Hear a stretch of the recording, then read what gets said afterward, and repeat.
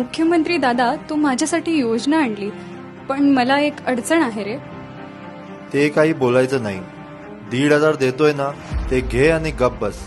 अजून काय लागतं तुला? पण मुलाच्या शाळेची फी बघ रे. नवरा माझा ऑटो चालवतो.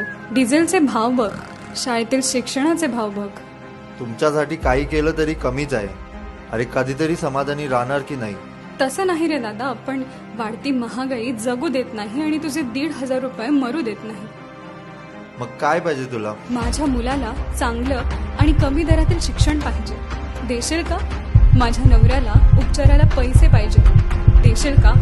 माझा भाऊ आज रोजगारासाठी वणवण मुंबई पुण्याला फिरत आहे, त्याला काम देशील का? हे सगळं दे, मग तुझे 1,500 मला ओवाळणीसारखे वाटतील. अन्यथा ती फक्त माझ्यासाठी एक भीक असेल.